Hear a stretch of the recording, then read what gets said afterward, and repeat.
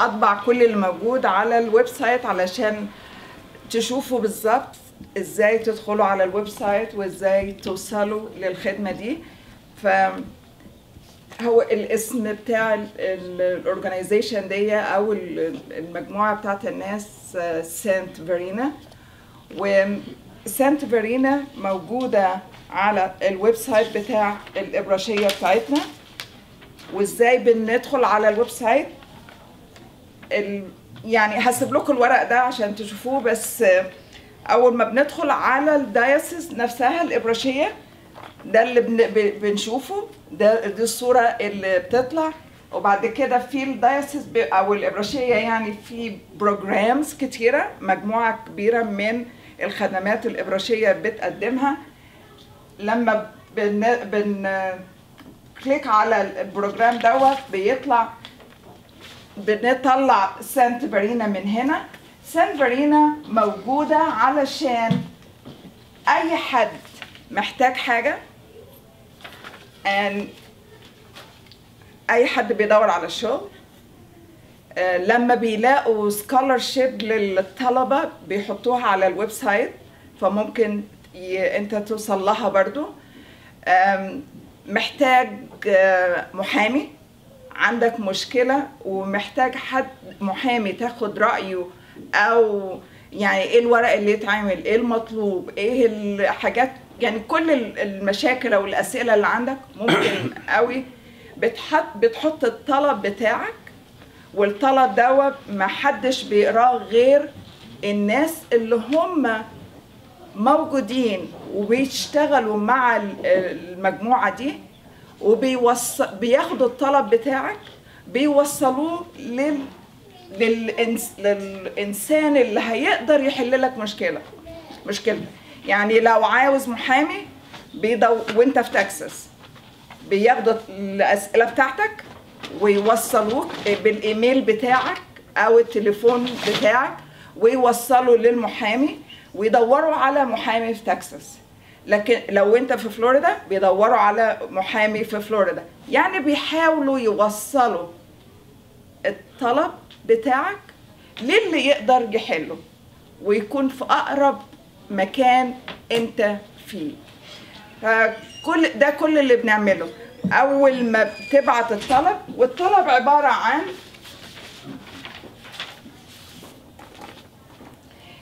اسمه request assistant، اوكي، بتملاه بالاسم والعنوان والطلب بتاعك اللي انت عاوزه ايه. عاوز حد يكلمك بالعربي او حد يكلمك بالعربي، بنقول لهم كده احنا عاوزين حد يبقى يعرف عربي عشان يقدر يتفاهم معاك. لو اوكي انجليزي برضو بيبقى الخدمة دي بتبقى موجودة. وبنحاول على قد ما نقدر نوفق الاتنين مع بعض. يعني تبقى عندي طلبات كتير جدا وربنا بيدبر وبتتحل. وفي حاجات طبعا بتبقى يعني ليها وقت معين، او لو مثلا مشاكل الهجرة وكده بتبقى يعني مش في ايدينا قوي، بس بنحاول بقدر الامكان، او المحامي بيحاول بقدر الامكان انه يساعدك.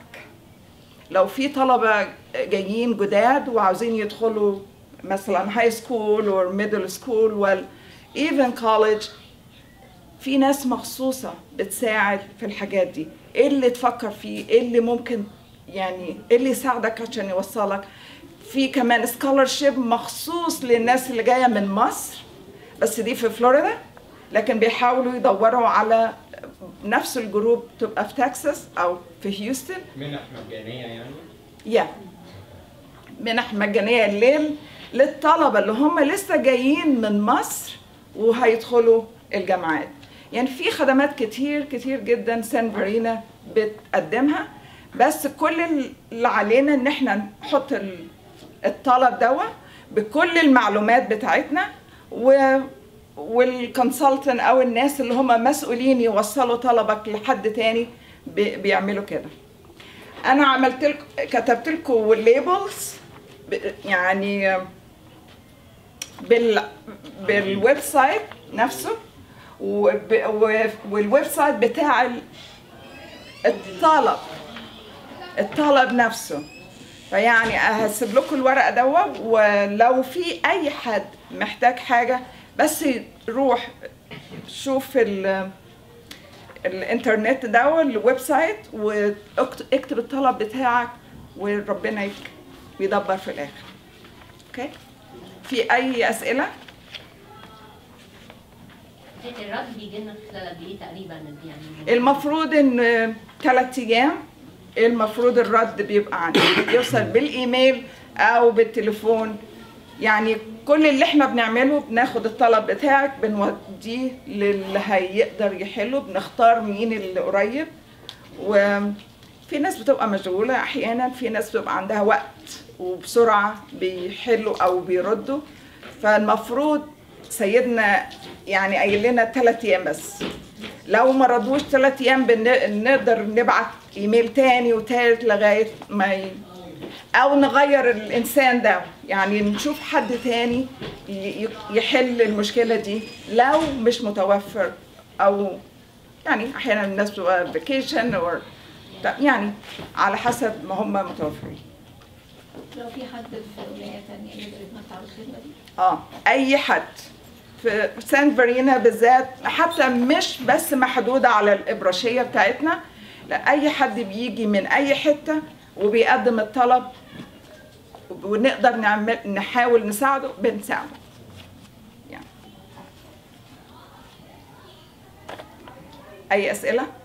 يس. يعني حضرتك قلتي ممكن نسال محامي لو عندك مشكله او بالظبط. معلش يعني اسال سؤال شويه صعب. اتفضل. انا ممكن اسال اي محامي يودي لي هياخد مني $100، فهل انا هلجأ لسان فارينا عشان اوفر $100 دي، ولا يعني انا ممكن اكلم محامي عندي هنا؟ دي خدمه للواحد. يعني انا احيانا بيبقى عندي سؤال ومش عارفه اكلم مين، او مش عارفه حد محامي قريب بالنسبه لي يقدر يحل لي المشكله دي، او مكسوفه مثلا. فببعت السؤال بتاعي، ببعت الطلب بتاعي، والمحامي ده هو مش عارفني وانا مش عارفاه، واحنا سان فارينا في النص بينك وبين المحامي، وممكن يرد على سؤالك. ده ميك سنس هما ياخدوا الطلب وبيشوفوا يقدروا يعملوا ايه ويردوا علينا. ممكن ياخد 3 ايام، ممكن حتى لو مش فاضيين بيبعتوا لنا يقولوا ان احنا ما عندناش وقت دلوقتي، ممكن نستنى شويه، فاحنا نفضل ندور على حد تاني. يعني بنحاول بقدر الامكان نوصل الطلبات للناس اللي تقدر تحلها على طول لو مقدور عليه. يعني احيانا في حاجات بتاخد وقت طويل وفي مشاكل بتبقى طويله وكده، لكن عموما بتبقى كويسه. يعني ما شفناش مشاكل يعني عويصه لغايه دلوقتي. يس. في انواع معينه للخدمات ولا اي يعني اصل وهي اوبن كده بيبقى صعب شويه، يعني الناس تبقى عارفه هتبعت ايه؟ يعني في حاجات محدده، يعني مثلا شغل مثلا محامي دكاتره يعني في تحديد للموضوع ولا مفيش تحديد خالص؟ كل حاجه موجوده على الويب سايت لما تدخل فيه، بس تقريبا عندنا كونسلتنت، والكونسلتنت دول يعني الناس اللي هم بيحاولوا يساعدوا. بدكاتره موجودين، يعني دكتور باطني عادي، جراحين اسنان، فارماسي، محاميين، مدرسين، اي حاجه. يعني تقريبا حتى بزنس، فاينانشال سيرفيس. يعني لو عندك حاجه في الشغل في الحسابات بتاعتك برضو ممكن يساعدوك. يعني استشارات، كلها استشارات، يعني just بيجيف يو اللي هم نصايح ايه اللي بتمشي عليه بالظبط. يس. هل لو انا عندي حاجه وعايز اسال عليها على الويب سايت دوت بيشوفوا لي حد هنا؟ لان انا اللي انا عارفه ان هي الاراء بتختلف من ولايه لولايه. بالظبط. يعني مش الاراء بتختلف، يكون الرولز هنا حاجه وفي فلوريدا رولز حاجه ثانيه خالص. فهل هما بيشوفوا لو انا عايز استشير محامي بيشوفوا محامي هنا، ولا المحامي اللي بيرد عليا بيرد من فلوريدا؟ بنحاول على قد مثلا انت بتسأل سؤال، انت في تكساس بس انا ما عنديش محاميين متوفرين في تكساس، اوكي. فنسأل محامي، اي محامي متوفر بالنسبة لي او عنده وقت يرد عليا ويقول لي روحي فين. يعني بيبقى عندهم اصحابهم، حد يعرفوا بيساعدونا على قد ما يقدروا. بس تقريبا يعني لو محامي كل القوانين تقريبا واحدة، في حاجات بس مختلفة بين بتختلف من ولايه ولايه. يعني انا لسه جاي من لافايت، لما جيت هنا لقيت الحاجات مختلفة خالص. maybe الحاجات اللي هي زي social service لويزيانا فرنسا. لكن مش كل حاجة.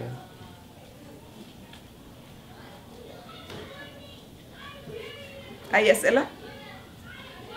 يس. الولاد اللي جايين جداد واخدوا الثانويه العامه وفي اللي في كليه وما كملش في مصر، يعني رايح ثالثه كليه وجه هنا، هو طب يعمل ايه؟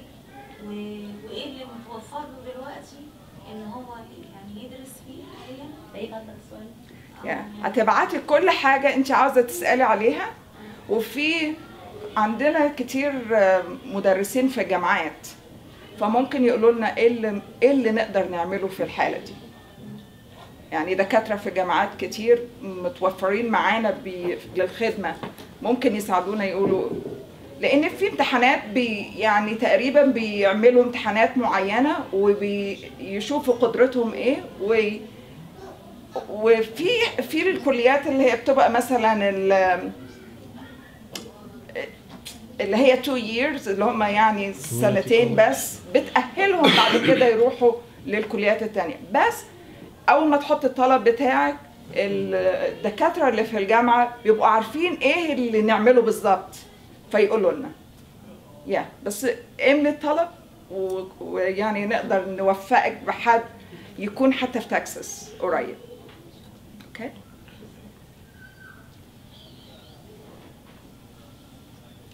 معلش انا حاسه اني مش عارفه اتكلم عربي، بس سامحوني يعني بقالي 31 سنه هنا نسيت. اوكي ثانك يو فيري ماتش. اي اسئله؟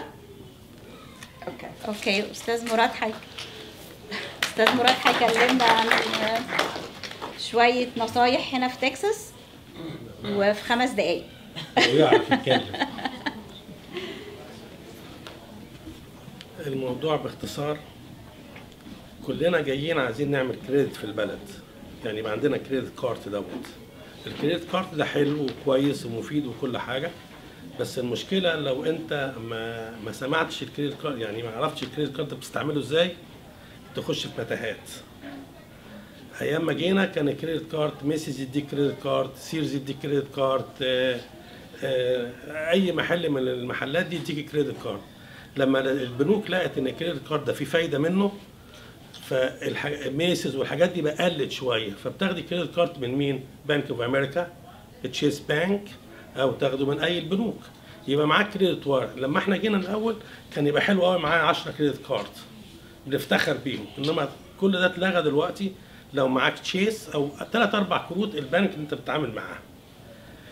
البنك بيعمل كده ليه؟ بيديك كريدت كارد وفرحان ليه؟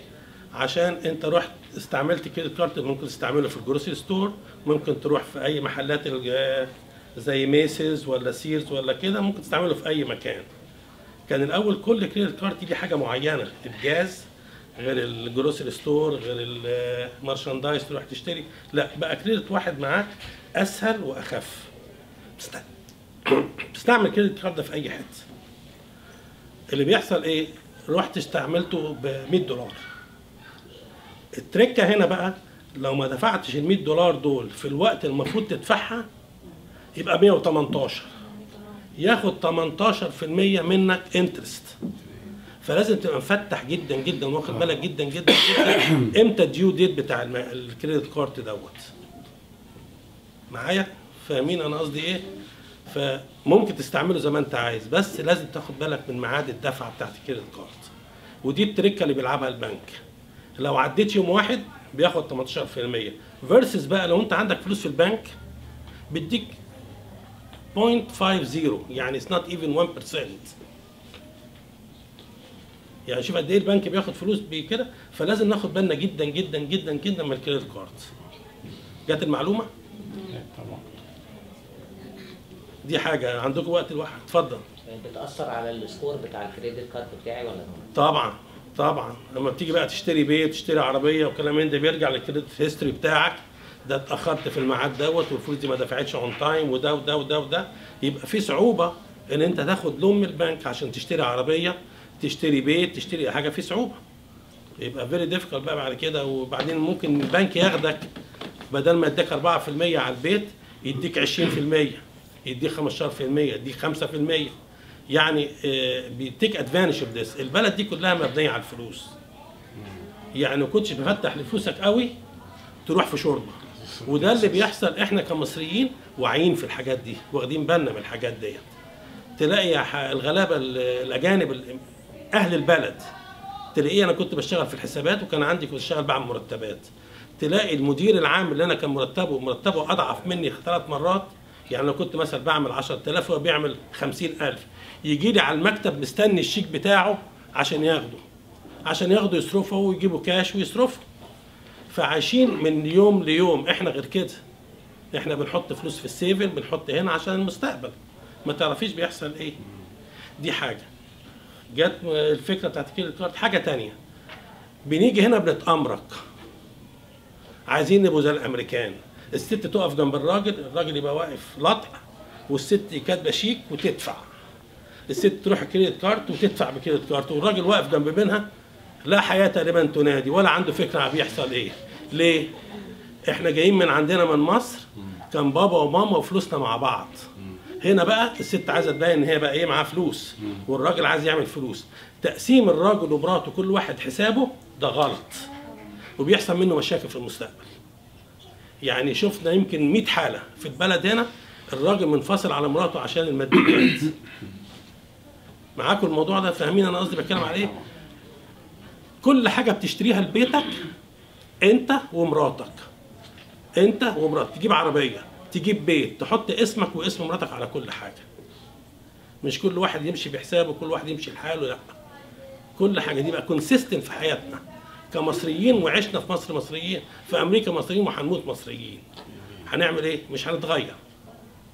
جات المعلومه؟ يلا ربنا معاك. ربنا معاك.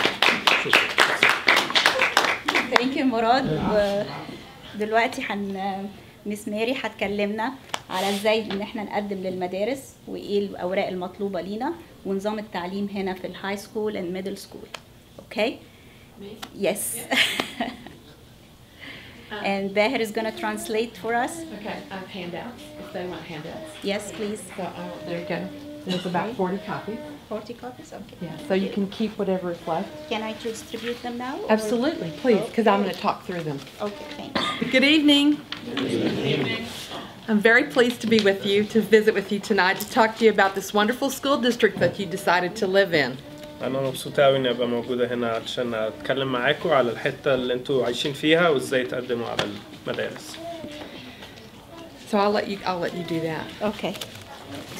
How many of you have children that are going to be coming to our schools for the first time this year? كم واحد منكم عنده عيال هتبقى بتخش المدارس السنة دي؟ Great, great. Do you want to pack it? I'm going to just talk through all the registration information and immunizations, because I think I have plenty. I think I have plenty. فيها.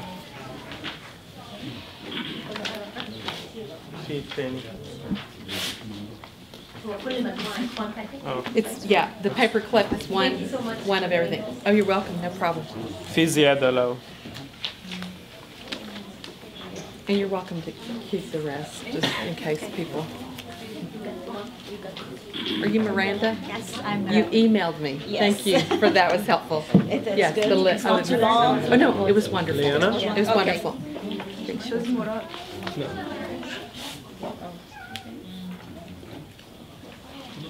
هو الصوت واصل ولا مش واصل؟ محدش رد. واصل. ده شغال؟ لا علي الصوت بس شويه. عامل الصوت هيبقى كويس. the first page here is a screenshot of the district website. And so when you go to the district website, اول صفحه دي الصفحه اللي هتظهر لك لما تخش على الويب سايت بتاع الديستريكت بتاعت المدارس. and then everything that you need is under parents and students. بعدين في هنا هتلاقي parents و students الاهالي والطلاب وبتقول لك كل حاجه محتاجها هتبقى تحت الزرار ده. So you see academics, registration, health, food service, transportation, athletics, community programs, community engagement, volunteers. We like when you come help us at school. Safety, communication, contacts. فقريت كل حاجة مكتوبة تحت هنا كل الأجزاء عندك الدراسة عندك ازاي الريجستريشن أدخل عيال فود أكل community programs volunteering الناس تتطوع في المدارس فكل حاجات اللي محتاجها للمدارس هتبقى موجودة في تحت هنا. So the first thing I'm going to point out to you is about registration. So the second page tells you the information that you need to bring with you when you register your student. Registration is next week. It starts August 9th through 12th, which is I think Tuesday through the end of the week, 9th through 12th, 8 in the morning to 3 at the school that your child will attend. طيب هي هتبدأ بأنها تتكلم ازاي تدخل ابنك المدرسة الأول تسجله التسجيل. فأول حاجة عايزة تقولها إن انتوا التسجيل هيبدأ الأسبوع الجاي من يوم الثلاث لآخر الأسبوع ودي الحاجات هي طبعا تتكلم لسه فيها كل الحاجات اللي محتاج تجيبها معاك للمدرسة اللي ابنك أو بنتك هتكون بتخشها والميعاد من الساعة 8 الصبح للساعة 3 بدءا من يوم الثلاث في المدرسة اللي ابنك هيكون بيخشها. Did you talk about those four things? No. Okay, you just did. You stopped when I stopped. Okay. Birth certificate, things to bring with you. Your child's birth certificate, immunization records, and I'll tell you a little bit more about that in a minute. Proof of residency. Where do you live? Proof of where you live, like an electric bill. Your lease information, your mortgage papers anything at all that proves that you and your family live in a particular house with an address and that is zoned to that school. That's the nature of that piece. A social security card, if you have it. If you don't, that's okay. And then a photo identification of you, the parent or the guardian, whoever is going to enroll the child. فالحاجات اللي محتاج تجيبها بطاقة الميلاد بتاعة الطفل بعدين تاريخ التطعيمات أو بطاقة تطعيمات للطفل وهتتكلم هي لسه تاني على الموضوع ده بعدين proof of residency ده أي حاجة ممكن تبقى فاتورة أو أي حاجة تثبت إن أنت ساكن في بيت معين بتدفع الإيجار بتدفع فاتورة الكهرباء أي حاجة ومكتوب على الفاتورة يعني أنت ساكن فين علشان المدارس هنا أنتوا عارفين إن كل واحد انت بتروح مدرسة حسب انت ساكن فين فلازم تثبت ان انت ساكن في المنطقة اللي هتكون بتوديك المدرسة المعينة وبعدين social security card لو عندك واخر حاجة الفوتو اي دي كارنيه اي حاجة يوري ان انت الرخصة اي حاجة. Passport, yeah, very good. Passport works, yes. Absolutely. Driver's license, passport, anything that has your name and information and a picture. أي حاجة فيها صورة واسمك. The next page, front and back, is the immunizations, shots. And they are very different depending on the grade, the age of the child. So this is hard to talk about, but do that. So yeah, we don't have to talk about each one. Okay, no. Yeah. We can just say. This is just the list. And this is also, all of these materials are also on the website. I just printed them for you so that, for the purpose of our conversation today. الصفحة اللي بعديها دي كل التطعيمات اللي لازم تكون موجودة في البطاقة بتاعت التطعيمات اللي انت هتجيبها.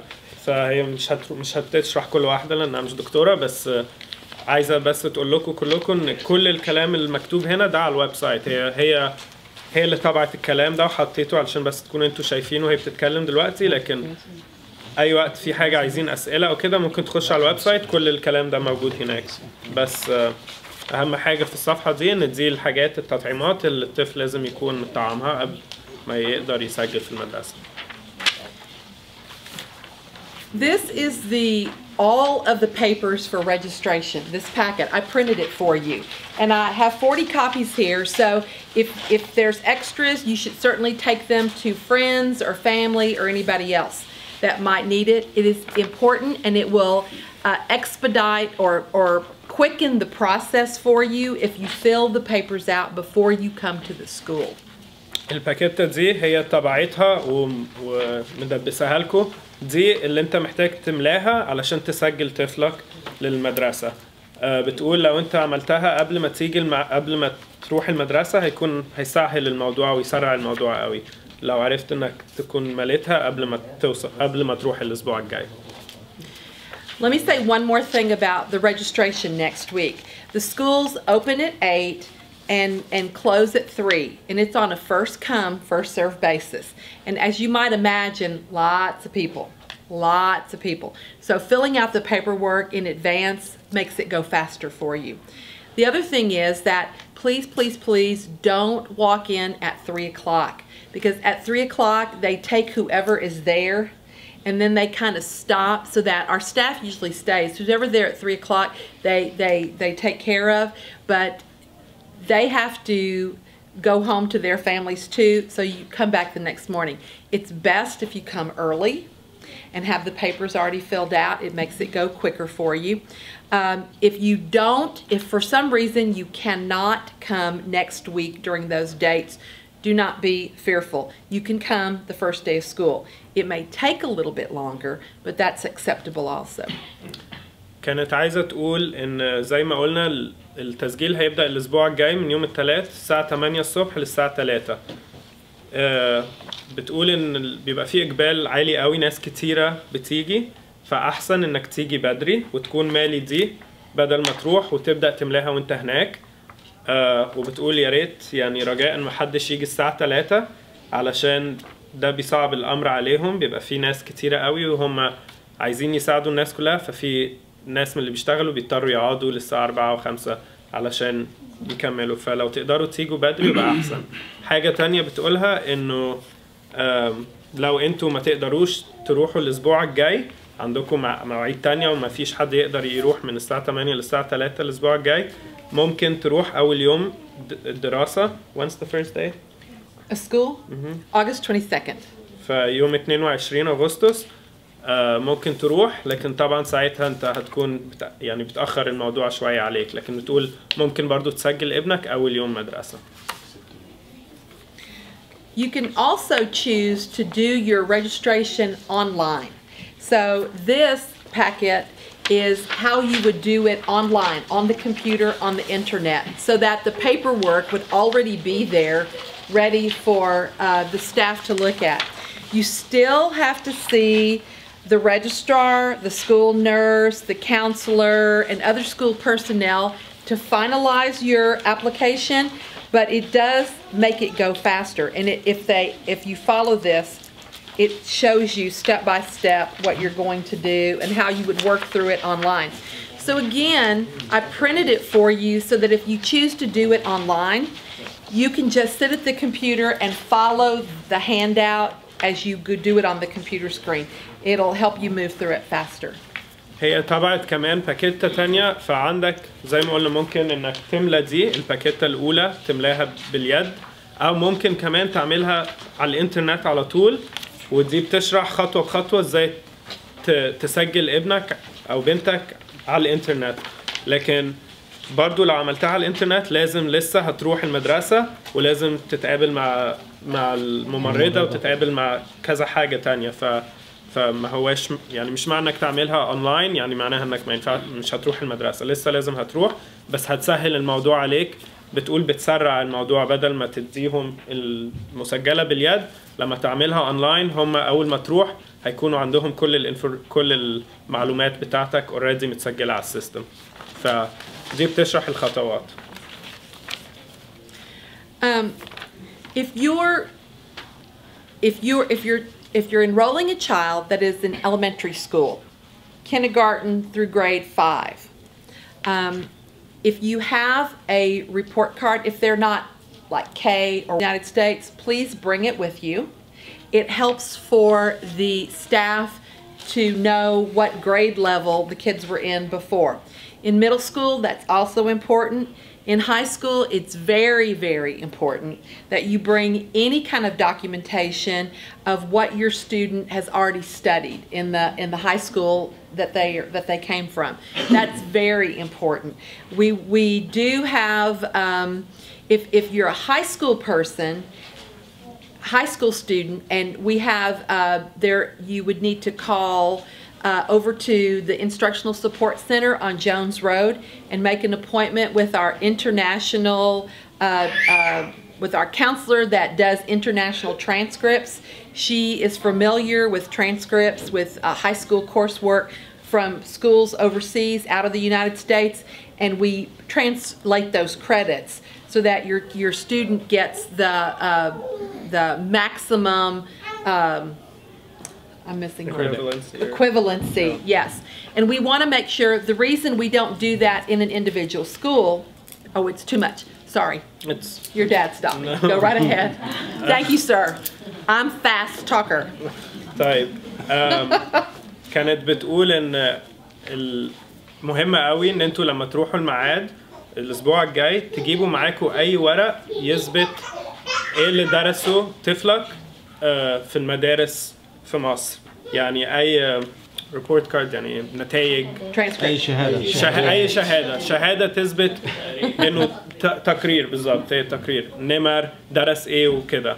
فبتقول حتى في ابتدائي ده مهم قوي، لكن اهم كمان للي في ثانوي، اللي درس في مصر في ثانويه، يعني اولى ثانوي ثانيه ثانوي، مهم قوي انه لما يجي هنا يكون معاه شهاده بتثبت كده. وبتقول ان في بالذات اللي عندهم اطفال في ثانوي لازم هيبقى بتاخدوا ميعاد تاني في مكان معين هي قالته بسرعه في الشارع ده. انك هي في واحده مخصصه انها بتقرا الشهادات الناس اللي جايه من بلاد بره، يعني تحاول تعمل زي معادله، انت درست ايه في مصر، اوكي يبقى انت هنا تدرس كذا وكذا. ده اللي باقي يعني. Do you translate them if it is in Arabic, for instance? Not heard. No. You have to do a translation? It's interesting that it depends. The language is Arabic. You would need to translate that for us. But when you're there, you can read it, and her name is Donna Dunn, and she is at the 10300 Jones Road. So if you call the 897-4000 is the district central office phone number. 897-4000 ده رقم التليفون لو عايز تكلموهم. 7 digit? Oh, 281. Just 281-897-4000 4000. 281. I'm sorry. 281-897-4000. Donna Dunn, D-U-N-N. دي اسم الست اللي هتكون لو ده للناس اللي عندها اطفال only for high school, correct? Only for high school. Only for high عندهم school. اطفال في ثانوي وعايزين يعملوا معادله من الشهاده اللي واخدينها. اولاد Okay. It's much easier with the elementary kids. Very easy with the elementary kids. How old are they? You know, what grade? How many years have they been in school? Much easier. High school, much more complicated. And we want to make sure that we do it correctly, and so that your student is able to finish in high school and then move on to college readily. الموضوع سهل في التسجيل لما بيكون أطفال صغيرين لسه في ابتدائي أو كده، لكن بالذات في ثانوي عايزين يتأكدوا إن الطفل بياخد الأولاد بتاخد بالظبط المعادلة الصح علشان يخلصوا في الميعاد الصح وما يتأخروش زيادة ويقدروا يخشوا على الجامعة على طول. Okay, so questions about registration? أي أسئلة على التسجيل؟ Baby just come this year and he didn't have any kind of immunization record. he have already these shots with a medical doctor in Cairo, and he will give us some kind of certificate. Are we able to make some kind of equivalent record to be accepted here, or we have to do it again? You know, because I'm not the nurse, I'm the curriculum person. I'm the instructor, the teachers, the curriculum. I don't know. Sorry. Can I suggest? You can suggest. Yes, go ahead. السؤال كان لو أنا طفلي لسه يعني صغير وما دخلش مدرسة في مصر ومعاه بس التطعيمات بتاعت مصر، هل محتاج أعمل تطعيمات تاني هنا وآخد شهادة تطعيمات من هنا؟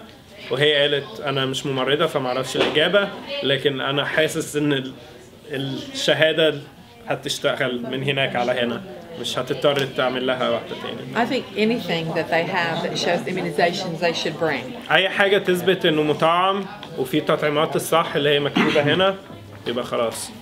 Did you have a question, even sir? in Egypt, is recognized English. Yeah. So he doesn't I'm sorry. It's gonna work. بس أحيانا لما تيجي تقدم مثلا في الهجرة وتتقبل. If you go when you look on there is on the website there is a school finder on the website. There is a school finder where you go in and you put your address and it tells you what schools align with your address. It's not in the package. I'm going to see if I can. Okay, look under registration. What school do I attend? Under that, if you'll point that out. السؤال Back to your كان website. احنا نعرف ازاي نروح انهي مدرسة، يعني انا ابني او بنتي هيخشوا انهي مدرسة حسب انا ساكن فين. ففي اول باكت اول صفحة شفتوها Type in your address. في زرار بالظبط تدوس عليه يقول لك هنا تحت registration which school do I attend. Type in your address. فتدوس عليه وبعدين تحط It tells you. It tells سكنك you. ويقول لك على طول المدرسة دي. You're welcome.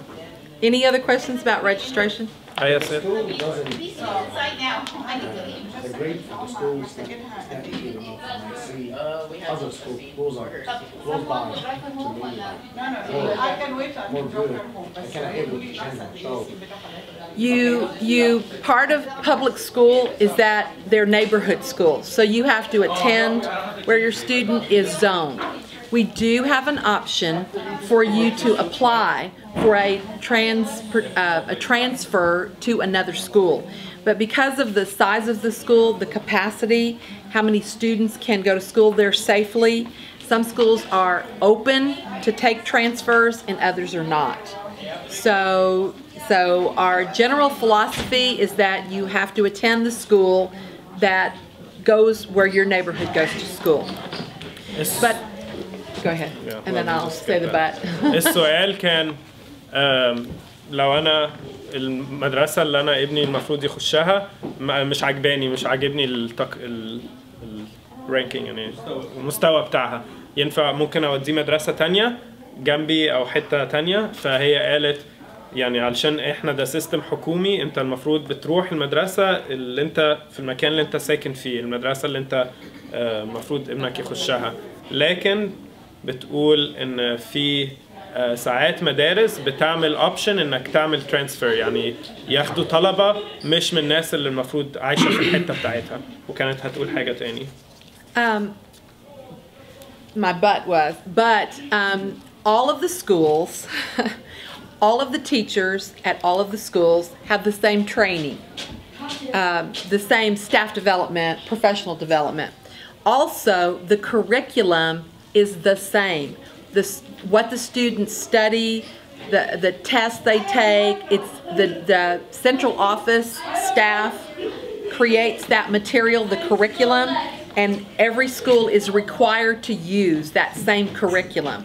So, you know, door to door, teachers are different, and that's part of everyday life. But the curriculum, the textbooks we use, the resources we use are consistent from school to school. Yes. كان بتقول بس ان كل المدارس، يعني حاجه تكونوا عارفينها، ان كل المدارس في المنطقه اللي هي بتشرف عليها كلهم نفس التريننج مع بعض ونفس المناهج ونفس كل حاجه. ف يعني عايزه بس اتاكد انه ما هياش انه يعني مدرسه فيها معامله مختلفه او كواليتي مدرسين من يعني جودة معينه احسن من الثانيه، كلهم متعلمين مع بعض. سؤال بس، عشان انا كنت جاي من ولايه تانية، فكان في مشكله في المدرسه بتاعت بنتي ان هو الفصل عدد الطلاب عدد التلاميذ زاد، فابتدوا ينقلوها من الفصل اللي كان فيها ودوها فصل تاني، فكانت التيتشر كانت مختلفه. رحنا اتكلمنا كتير في المدرسه بس ما فيش حاجه حصلت. كملت السنه عادي. مدرسه اوحش يعني؟ هل هنا في حاجه اقدر اعملها لو الموضوع ده حصل ولا لا؟ ان شاء الله مش هيحصل. The question is, he's from Lafayette, and there was a situation where in his school his daughter, the class was overcrowded, and what they ended up doing was they transferred his daughter to another classroom with a different teacher that he didn't like. The teacher wasn't as good, but he tried as best he could to change it, but he couldn't. So he's asking, is there a procedure here for if a similar situation happens? Almost exclusively in public school, it is a random draw of the registration computer program that puts the kids in classes. We try to balance that before the school year starts, but occasionally classes are filled, get overfilled, and the movement is a random movement. When it's not random, it's because for a student to stay in that class, everything else, you know, we try to minimize the amount of movement in their schedule once it's set. So you may experience the same thing. That's just the nature of public school, unfortunately. ممكن يحصل. Lots of words from me. No. من الآخر يعني. Okay. The one thing that's different. The one thing that's different in Sci-Fair, although teacher to teacher personalities are different. That's just people. But the teachers plan their lessons together. So that helps a little bit on that. But I'm a nice person. Miranda is not. Oh no, the other way around. Miranda is a nice person. I'm not. Langham Creek is the high school right here. Some of your children already go to Langham Creek, the high school. I taught math at Langham Creek. Great school, great teachers, lots of great college prep classes. I'll stop there. Yeah. كانت بتقول ان حاجة مخصصة هنا بالذات، يعني انه المدرسات بتوع was it an elementary school that they do their planning together? High school. All of them. All of them. Elementary, middle, and high. All. المدرسين كلهم بيعملوا يعني الخطط، مش بس التدريب، خطة التعليم نفسها بتاعة الدرس بيعملوها مع بعض. طبعا هي بتعترف ان اكيد كل مدرسة ليها شخصية وكده، لكن التعليم نفسه والمنهج كله هيبقى واحد من مدرسة لمدرسة. وبعدين بتقول ان هي كانت بتدرس في المدرسة الثانوية اللي هنا اللي اسمها لانجم كريك، كانت بتدرس رياضة والمدرسة حلوة قوي. Yeah, you were saying that you taught there. And I taught there. Good school, strong teachers, lots of college prep, lots of dual credit where they get high school credit and Lone Star college credit at the same time. Great school. فالمدرسة فيها كورسات كتيرة للي عايز يدرس كأنه بيدرس في الجامعة، ففي كورسات تاخدها اسمها dual credit، يعني تاخد credit for the college and the high school at the same time. تاخد رصيد، تاخد نمر كأنك طالب في الثانوي، لكن كمان كأنك في جامعة. فلما تخش جامعة، لما ابنك يخش الجامعة يبقى معاه اوريدي كأنه درس كورسات من الجامعة وهو لسه في الثانوي. فعلا ممكن مدرسة تخليني اقدر ادخل ابني كلية معينة ومدرسة تانية يكون درس فيها مقدرش بسبب المنهج بتاعها يدخل الكلية اللي هو عايزها. لا ما اعتقدش، بس هسألها برضه. She's asking is it possible for my son to go to a school that prepares him for one kind of college, but then another school would not? They're all the same. لا. Same curriculum. Same everywhere. كله هو. Mm-hmm. Oh. حضرتك بتتكلم على ديول كريدت، هل هي للون ستار كولج بس ولا هي لأي يونيفرسيتيز؟ Okay. Does Lone Star take, does that transfer to other universities? She was asking for specifically the dual credit ones. I didn't distinguish between dual credit and college prep classes and Okay. AP classes. Okay. But I could make that distinction if that's... There is a distinction there. Right. Dual credit is the student is taking the course in high school with a high school teacher who has credentials that allow them to be a professor at Lone Star College. So it's only for Lone Star, for dual credit? It's dual credit is all with Lone Star, Lone Star College on Barker Cypress by the Berry Center. dual credit بس لون ستار كوليدج، لكن في كورسات تانية الناس ممكن طلاب ممكن ياخدوها يأهلوهم ان هم يكونوا في اي كلية تانية يخشوها يكونوا معاهم اوريدي كأنهم درسوا الكورس اللي اخدوه في ثانوي. But courses that students earn credit for at Lone Star do transfer to all major universities in the state of Texas.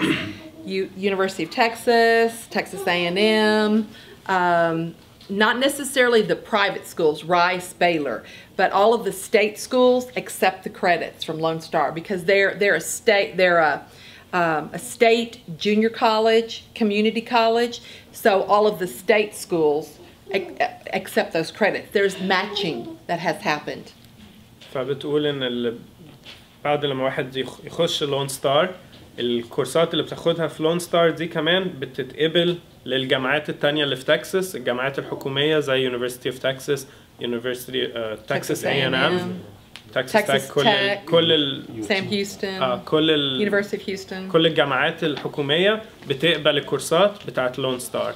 فلو عندكم حد دخل لون ستار سنتين وبعدين اتخرج وهيخش على الجامعة بقى 4 سنين بتقبل هي الكورسات دي. يعني ايه لون ستار عشان لون ستار بتعمل؟ لون ستار دي كلية اسمها جونيور كوليدج، دي زي كلية سنتين فزي ما هياش معهد لان انت مش بتتخصص في حاجة، لكن هي زي اعدادية كده قبل ما تخش على الجامعة. في ناس بتحط لون ستار ديت حاجة بتدفع فلوس للكوليدج، في ناس عارفاها ان هي كوليدج، في ناس مش عارفاها اصلا. فهي لو توضح لون ستار ايه هي لون ستار. Okay, can you just talk? Do you know? Can you just give a brief intro as to what Lone Star is? Lone Star College is a community college system in this part of Texas. They have many campuses. North Harris out toward Kingwood, North Harris, Tomball, the one in Cy-Fair. It's a system of a community college system that is recognized by the state of Texas. Does that help? I think the question is where it fits in the pyramid of the sorry, I didn't understand that. Thank you, sir, for that clarification. Students, do you want to say what your dad said? Where Lone Star fits? No, that's okay. Yeah. Okay. Students, the elementary, middle, high school, college. You can start in a junior college, community college, and transfer to a 4-year university. The good thing about that is it's very inexpensive to get some credits some college credit at the junior college or community college level. Does that? Yeah. فالموضوع الكوميونتي كوليدج اللي هي لون ستار دي اسمها كوميونتي كوليدج بعد ثانوي في ناس بتخش على جامعة، لكن الجامعة هنا معروف انها غالية قوي وكل كورس بيبقى قد كده، ففي ناس بتخش حاجة اسمها جونيور كوليدج او كوميونتي كوليدج اللي هي لون ستار، ودي بتبقى الكورسات بتاخدها ارخص بكتير والمده اقل، انت ما بتقعدش 4 سنين في كوميونتي كولج، بتقعد ماكسيمم 2 سنين. وبعدين ممكن بقى بعد ما تخلص تاخد الكورسات دي وتقدم على جامعه وتقعد في الجامعه بدل ما تقعد 4 سنين تخلص في اقل، فتوفر فلوس كتير.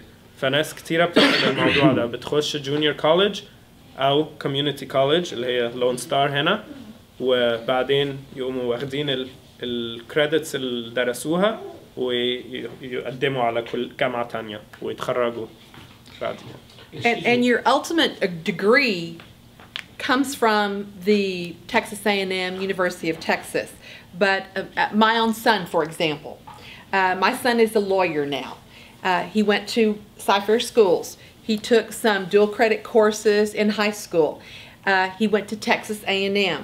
But in the summers, when he would come home in the summer, he would take, 6, 9, 12 credit hours during the summer, 2 summers between the first and second, and he finished in 3.5 years and saved me lots of money. At Lone Star, he took At Lone summer Star. course. He took summer courses at Lone Star. فابنها كانت بتحكي ان ابنها اولا بتقول ان الشهاده اللي بيعملوا برضو بيخشوا جونيور كولج بعدين يتخرجوا من جامعه تانية، في الاخر الشهاده بتيجي من الجامعه اللي انت متخرج منها، مش هتيجي من لون ستار. هي ابنها في الهاي سكول اخذ كورسات، وبعدين الكورسات دي ترانسفيرد معاه في الجامعه لما دخل على الجامعه على طول، لكن في الصيف كان بياخد كورسات في الجونيور كولج اللي هي في اللون ستار، فكان كل صيف ياخد كورسين 3، وبتقول في الاخر قام خلص في 3 سنين ودلوقتي محامي. وفر فلوس كتير. وفر فلوس. For the Lone Star, وفر فلوس. the degree anyone can get is just an associate degree. Yes, sir. Just 2-year associate degree. Yes. Excuse me, I want to add a little explanation in Arabic, okay? Okay. بلغة مصر الكوميونتي كولج او اللي هي لون ستار اللي هي الناس بتسميه معهد سنتين او معهد متوسط، ده بلغة مصر. الفرق بين هنا ومصر ان في مرونة عالية جدا، انه اي حد بيدرس فيها مواد زي ما سمعنا ممكن بتتحسب له كريدت، يعني بتتحسب له لو هو عايز يتنقل لجامعة بتتحسب له كما لو كان درس المواد دي في الجامعة. واعظم مثال اللي قالته ان ابنها رغم انه محامي وبيدرس في الجامعه كان في الصيف بيجي في الكوميونتي كولج اللي احنا بنسميه معهد سنتين، ياخد له كام ماده ولا 2 ويضاف له كانه درسهم في الجامعه. اعلى شهاده ممكن ياخدها حد من اللون ستار كولج اللي هي معهد سنتين بيسموها اسوشيت ديجري، اللي هي ما تعادل اللي احنا بنسميه في مصر معهد متوسط. Thank you. Yes. Just a little bit younger. Like my daughter, she's gonna be 6th grade this year. Yes. And she's able to get like level 1 in all subjects. Mm-hmm. But she actually chose to just get to math and science. Math and Do you science. think it's better to get all like subjects to get like? I think to start with that. I'm going to be totally honest with you. It doesn't matter in middle school. It doesn't matter in middle school. It matters in high school. So if she's going to be a 6th grader and she picked math and science, as a parent, as an educator, I would say let her just do the math and science, and then if she does well and if she's not challenged in the English and social studies and she makes the grades, I put that information, I'll talk about it in a minute, then let her take on another one in 7th grade, or both of them, the other 2 in 7th grade. You know, it's that Like don't you want to push, but you don't want to over push. Okay. So in 6th grade, math and science are the 2 most important ones. Now you would think I would say that because I'm a math teacher, right? That's right. But math and science, they run the world, right? Math and science is it. And so a little bit, and I'm talking too long, I'm sorry. I didn't really catch her question. Her question is, her child is in the advanced level courses, and she chose to be, we had advanced level in math, science, English, social studies, the 4 core. And her child just chose in 6th grade to be advanced in the math and science. And is that an issue? And I said no. That, do you want to explain that to everybody? Math and science are the 2 that are most important though.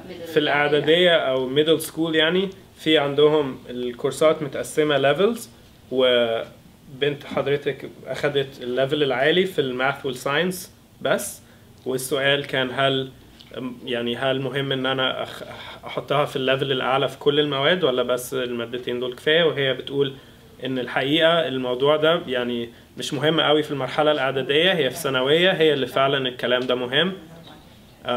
ان انت تكون بتزق ابنك انه يكون بياخد المواد الاصعب لو يقدر. بس You was talking, I guess it was like last year, I think you was talking about something if we have, because you know it's we have like mother language is Arabic. If we can do like a good credit from this language or no, because I'm asking about this and they doesn't have any ideas in school. Well, they don't, because we don't have a test internally. You have to take the test with University of Texas online. Oh. And you know what? I'll give you my phone number. When you get ready for that, you call me. I'll help you process through it. Okay. Yeah. السؤال كان ان احنا الاطفال كتير منهم بيتكلموا عربي، هل ينفع ناخد امتحان او حاجه فيثبت ان ياخد كورس، ياخد ماده في العربي؟ فقالت انه ما فيش امتحان من المدارس نفسها، لكن في امتحان ممكن ياخده من خلال جامعه University of Texas اونلاين. الامتحان يتاخد It's a credit by exam test.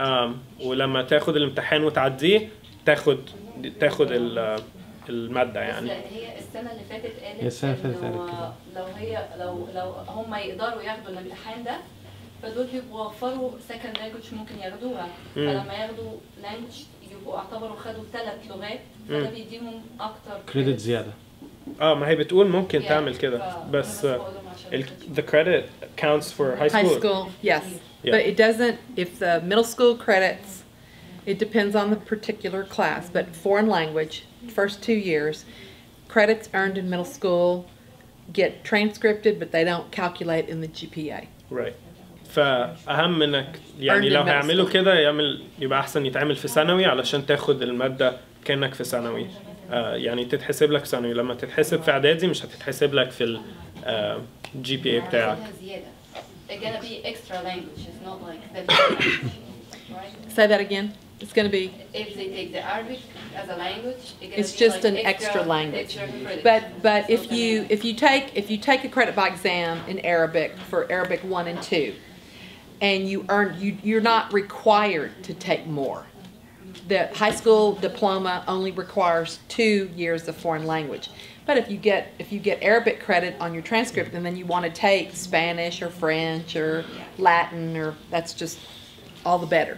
في الثانوي الولاية بتاع تكساس بتطلب ان كل طالب يكون عنده 2 سنين في لغة تانية غير الانجليزي، فلو واحد عمل عربي يبقى واخد الامتحان Arabic 1 و Arabic 2 من University of Texas يبقى كده خلص المطلوب منه من ناحية الولاية هنا، من ناحية الشهادة علشان يتخرج، لكن طبعا من حقه انه يستيل يدرس Spanish او يدرس لغات تانية. Okay. All right. The next thing in your packet is the Home Access Center. Yes, sir. I have a child who's going to GT classes next year, gifted and talented. I would like to know if there is difference in the curriculum between GT class and regular class. What's the difference? I have that here. Can I come to that? I promise I will. Can I just announce that general questions we can have them after the Sure. خلينا نخلص بس الحاجات اللي هي عندها عايزة هي تكمل كام حاجة، وبعدين أكيد كل واحد عنده أسئلة شخصية وحاجات كده فممكن نسألها بعد ما هي تخلص أوكي علشان بس نخلص وبعدين مش عايزين نقعد Okay, so your student is in one of our schools and you want to monitor the grades. You want to watch their progress. Elementary school, a report card comes every 9 weeks. Secondary school, middle, and high every 6 weeks. And intermittently, in the middle of the 6 weeks, every 3 weeks, you get a progress report. Which one gets every 9 weeks? Elementary. Okay. Elementary is every 9 weeks. ففي ابتدائي الطلاب بتجيلهم زي تقدير مش شهادة أو تقرير كل 9 أسابيع.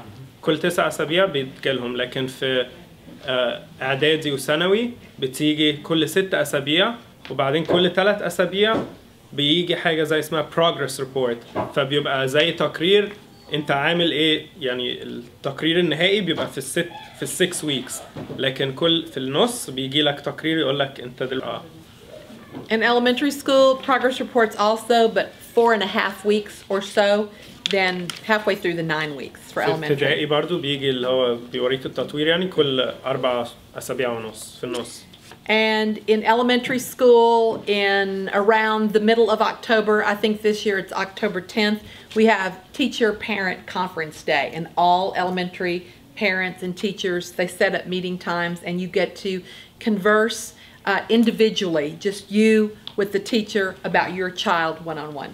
في ابتدائي في يوم في أكتوبر بيبقى مخصص بس I think it's the 10th. يوم 10 أكتوبر إنك تقعد مع المدرسة بتاعت ابنك أو بنتك وتتكلموا على يعني الطفل تقرير يعني meeting بينك وبين المدرسة. Okay, but we also have the Home Access Center. And the Home Access Center is online. If you'll take them back to this, you see the Home Access Center is under academics. Okay, so you can look, you can go online.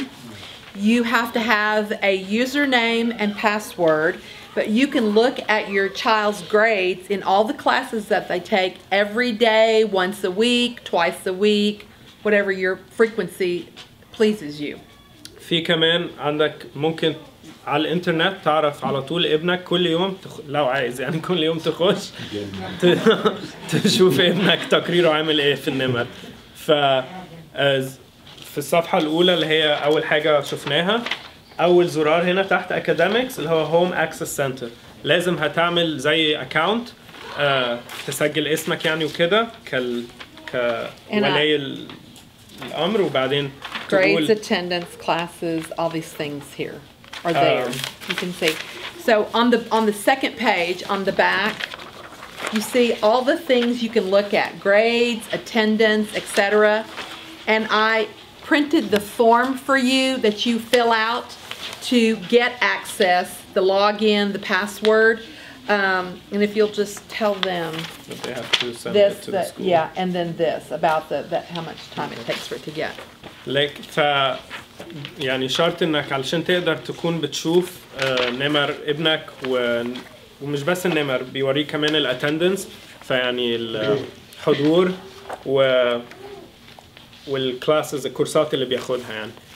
لازم تملى الصفحة دي، هي برضو طبعتها لكم، والصفحة دي لازم تسلمها في المدرسة وتديهم أسبوعين، وبعديها تقدر تخش على الإنترنت وتقدر تبقى بتبص أي وقت على النمر وكده. فالصفحة دي ممكن تبقى أونلاين ولا برضه لازم أوديها؟ لازم تتملي وتتوصل تتسلم في المدرسة. You can mail that to school or drop it off at the main office of the school if you ممكن تتباعد بالبريد أو ممكن تديها لهم. walk in and give it to the reception. Yeah. The added bonus in my mind of the Home Access Center is that sometimes the teachers, many times, the teachers will put the assignments and test dates in advance. So you know there's a test next Tuesday. There's the paper due Wednesday, September 3rd, that kind of thing. So you can kind of look in advance and see what's coming up for your child to kind of keep track of them.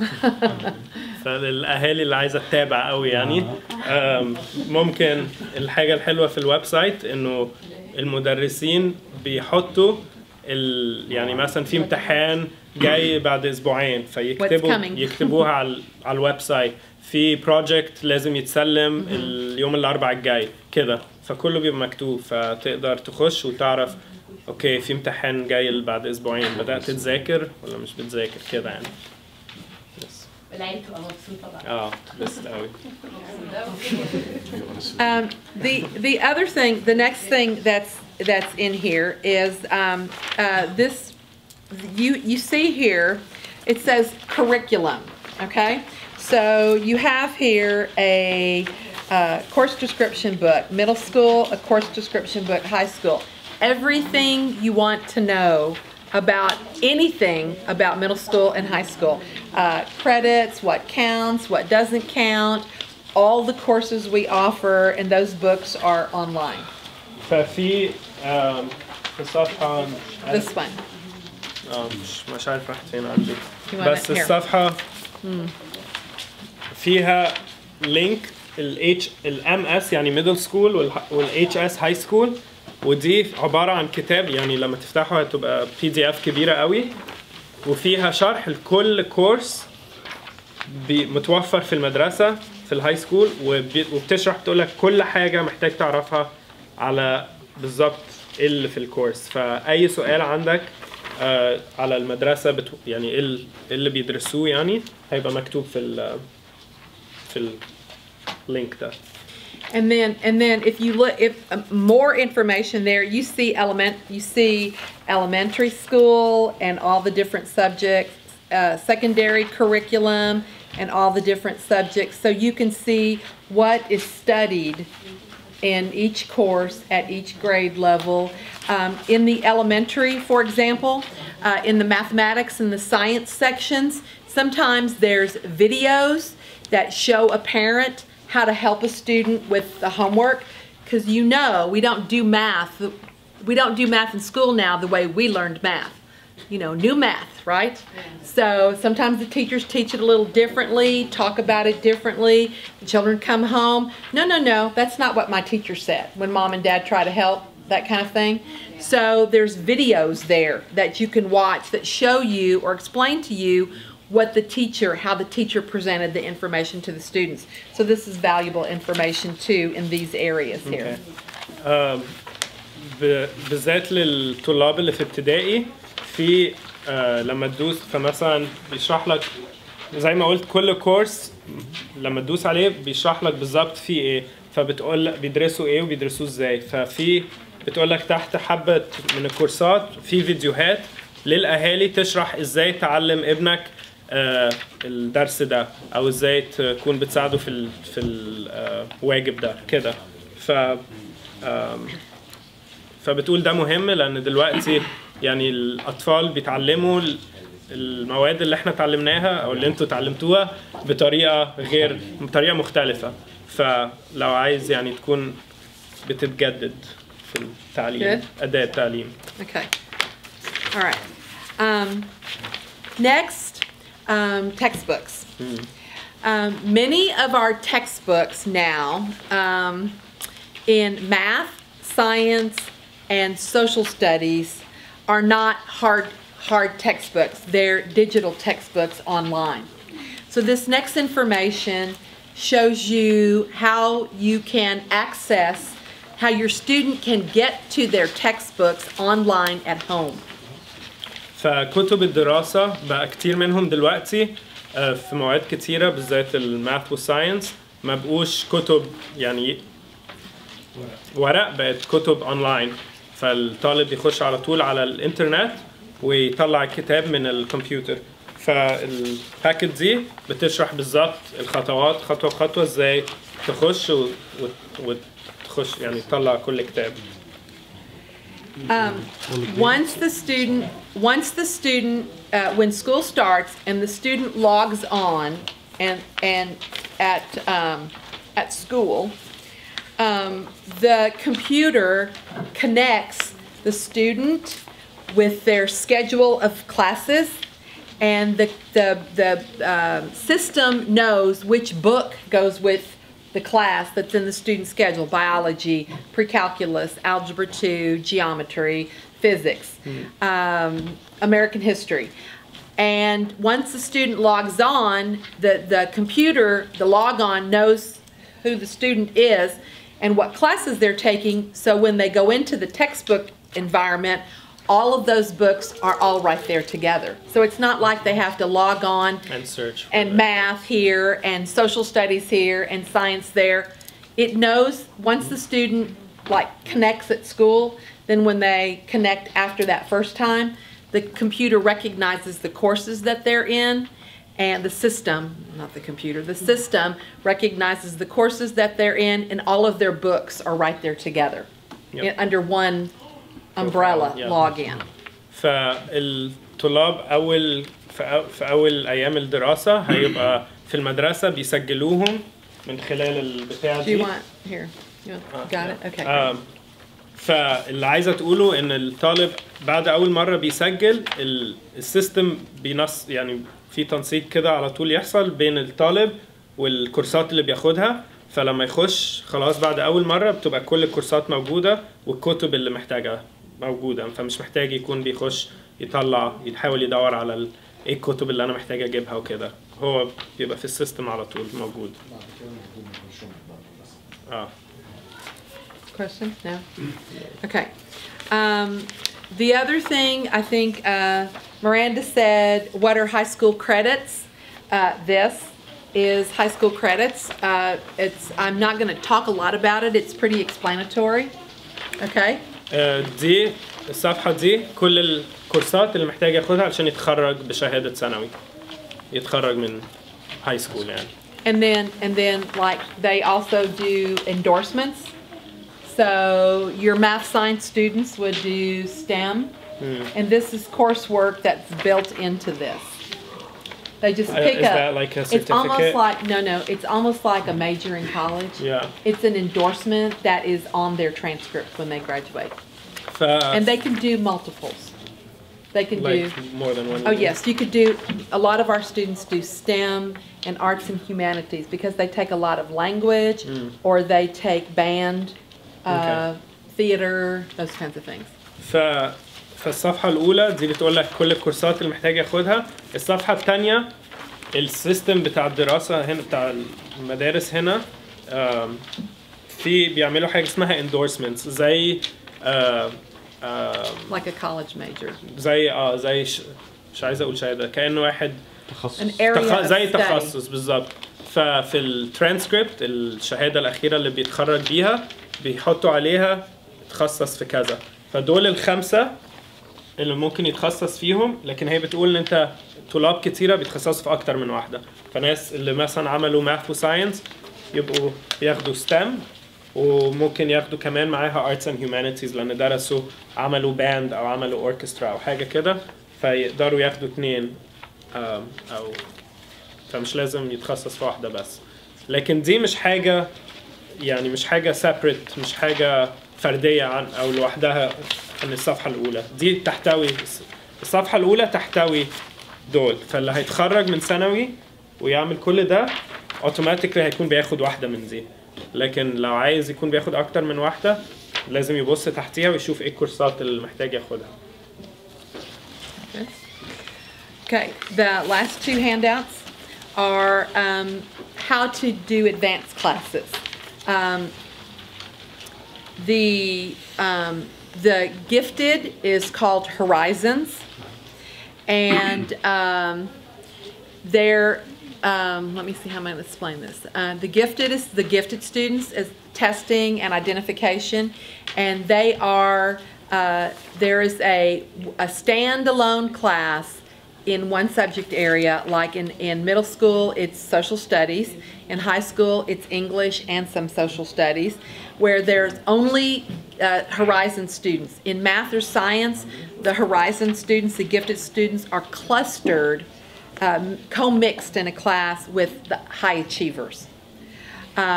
In middle school math, the Horizon students and the accelerated students get more math in 1 year.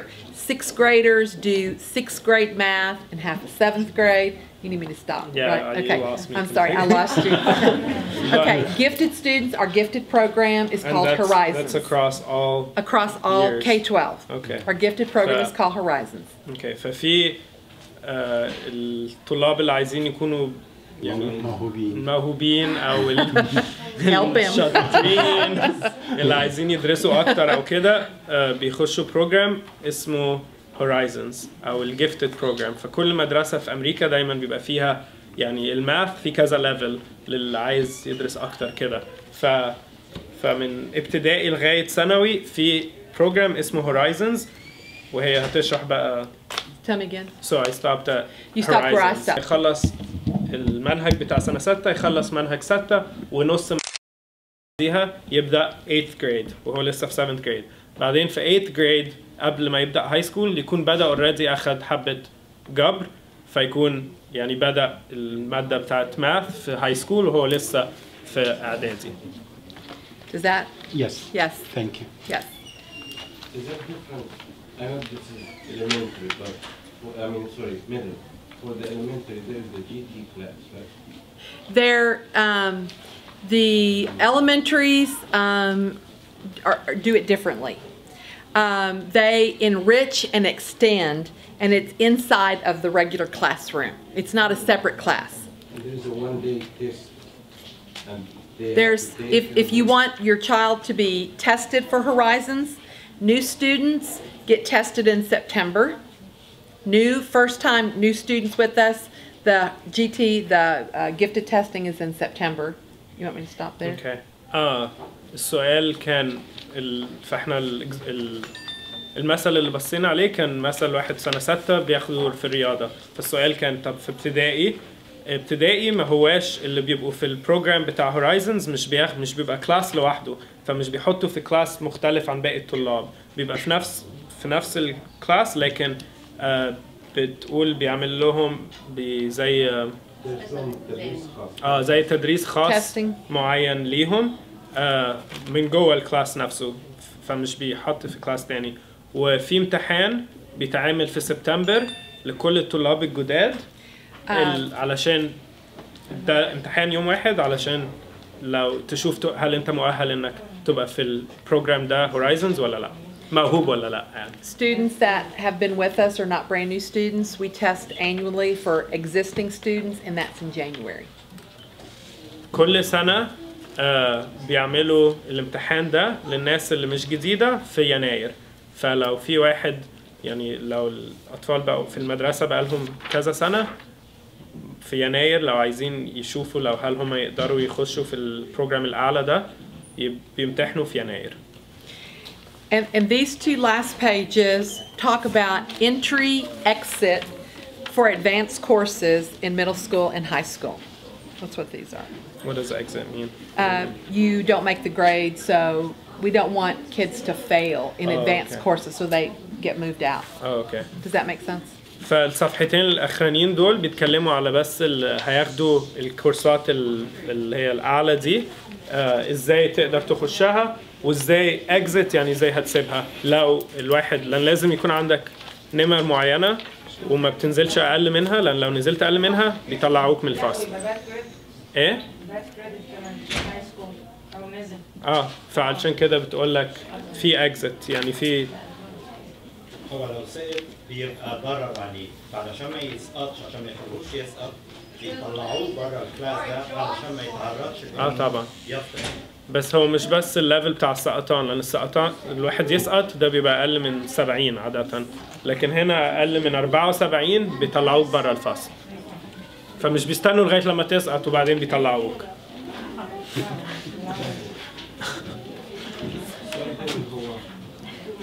القرار بتاع المستوى العالي المستوى الهوائي ده قرار الوالدين ولا في المدرسين بيساعدوا او كانسل بيقول الجايد المدرسين الابهات ان هم ياخدوا دعوه.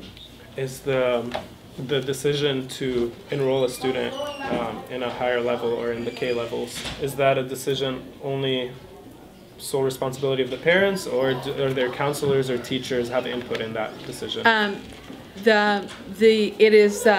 It is either by the grade they earn.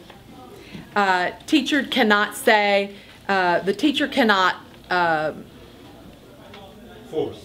force or block. Cannot force a student up or block their entry. It's about grades. The first time a student from a regular classroom, the first time they go to an advanced classroom, they have to end the spring semester with an 85, that's a mid-range B, 85 or higher, that gives them the opportunity to advance in the next math course, social studies course, to an advanced course, an honors course, etc. Parents must give permission. Sometimes a student that makes a high B is doing fine, needs to still stay in that regular class. But sometimes they need more challenge.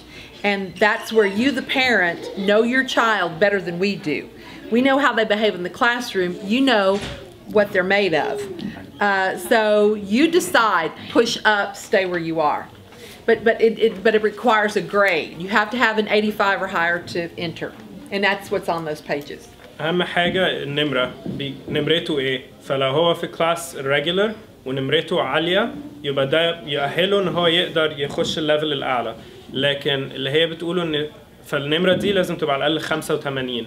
لكن في بتقول ساعات الطالب ممكن يبقى بيجيب 85 أو 87 لكن أحسن له إنه يفضل في المستوى اللي هو فيه علشان الأعلى ممكن يبقى أصعب. وده بتقول ده اللي انتوا كأهالي تعرفوه، المدرسين مش عارفين. انتوا عارفين لو ابنكم يمكن محتاج انه يكون يعني حاجات يبقى اكتر فده هو يعني تساعده. And once you're in the advanced class, if you make a 75 or higher, you can stay. If you make below a 75, we don't want you to struggle and miss core concepts. So students move back out, and it's on. That's described on the papers too. Mentioned that. Okay. So زي ما قلنا لو دخل الليفل الأعلى لكن نمره أقل من 75% بيطلعوه من الفصل ويرجعوه للفصل العادي. I know that all of your students are brilliant. Thank you. But I'm going to say this just in case. Don't let your student struggle. We have supports. We have tutoring, we have help, we have all kinds of supports. So do not let your student struggle. If your student struggles, call the teacher, call the counselor, have a conversation, see if you can't get to the core of what the problem is. If they're just struggling, they need extra support, tutoring. Lots of times when kids struggle, they just need an extra boost. They just need a little more help to get them over a hump, and then they go fine. هي عارفة إن كل الطلاب شاطرين لكن عايزة أتأكد إنه لو ابنكم مش يعني مش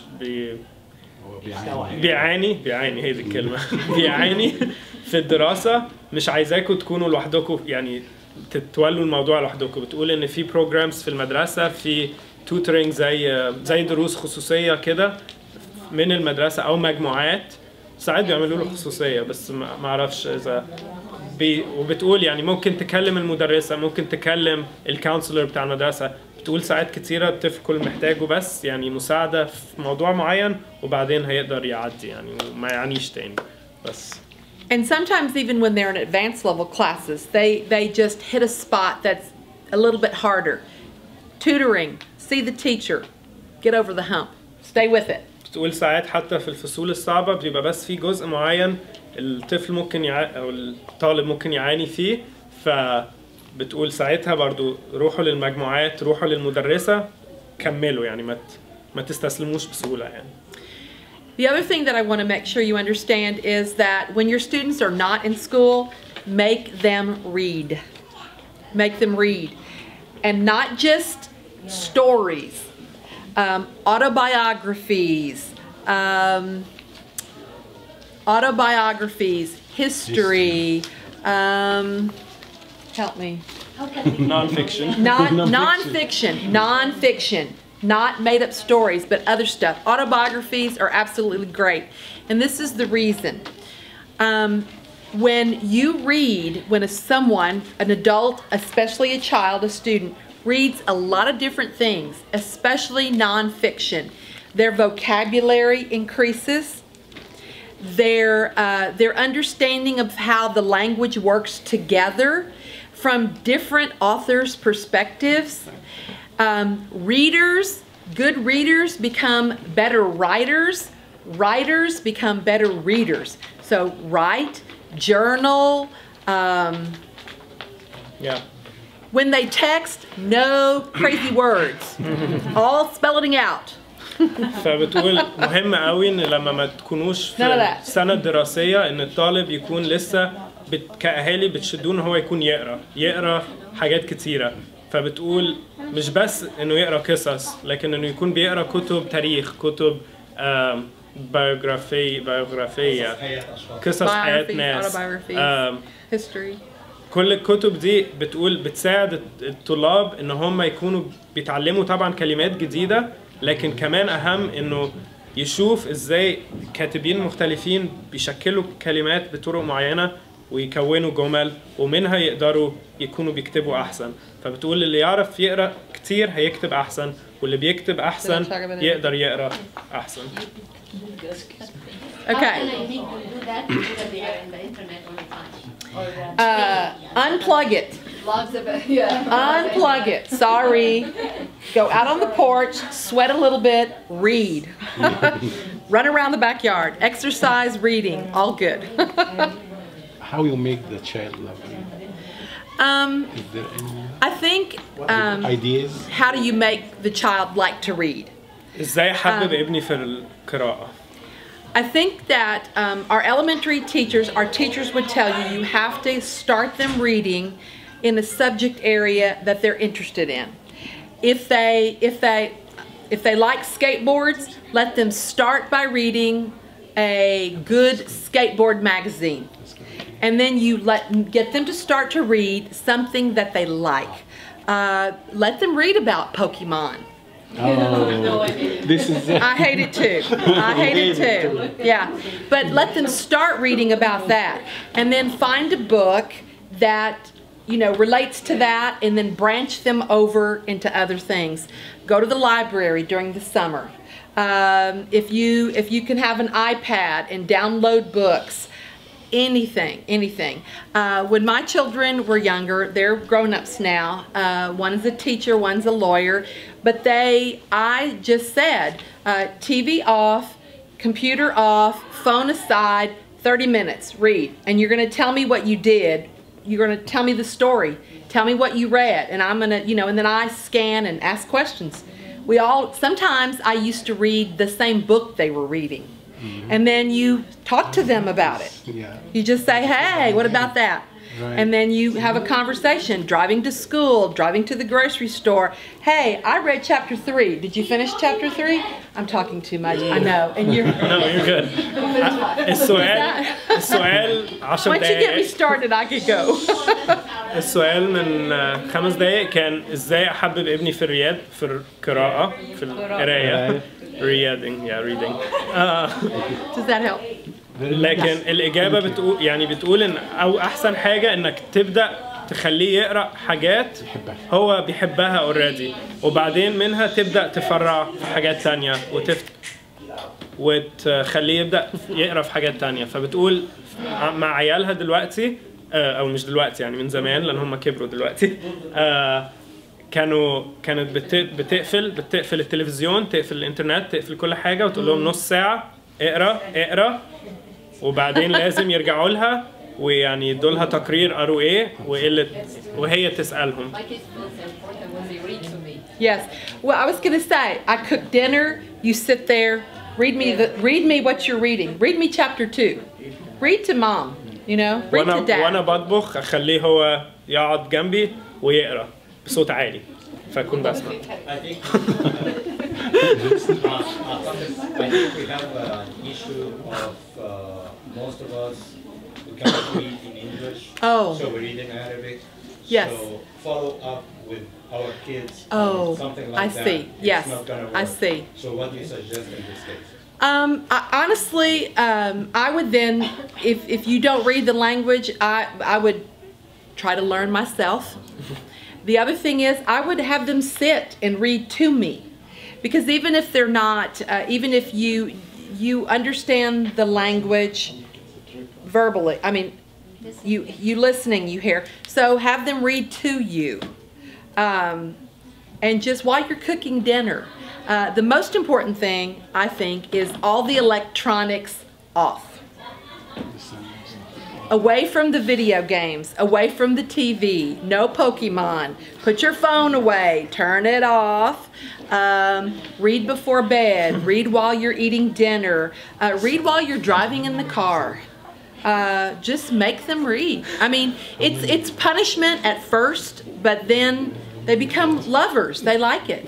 I know someone, she changed the password every day, and if you do that and that, I'm gonna give you the password. If you don't, let me go. There you go. See, that's okay. You need to tell your peers that, your friends. Okay. في واحدة كل يوم بتغير الباسورد بتاع الإنترنت بتاع البيت. بتقول لهم لو عملتوا كذا وكذا وكذا هديكوا الباسورد، ما عملتوش it's okay. Yeah. And after you read for 30 minutes, you get the password back. It's a good plan, Mom. السؤال اللي بابا كان قاله هو ازاي يعني لو احنا ما بنقراش انجليزي ازاي يعني نتابع معاه وكده.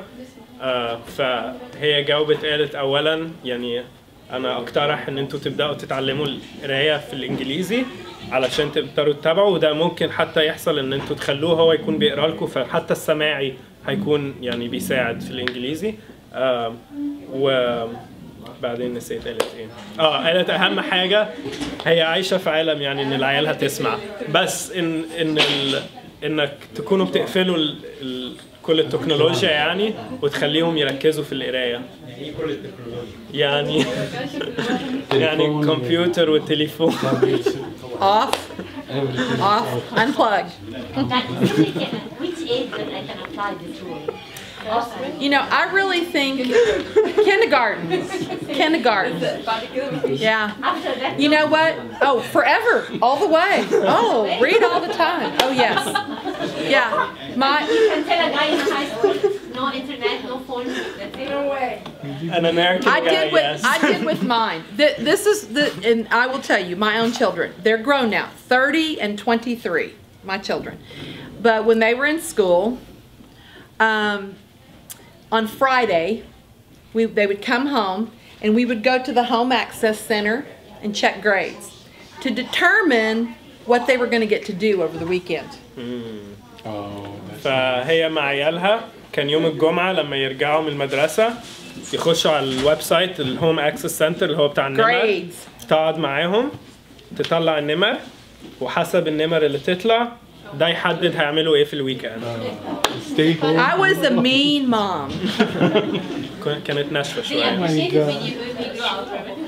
Well, and with my son was easy. My daughter a little messy. So I would, when she came home from school, she got home from school before I did.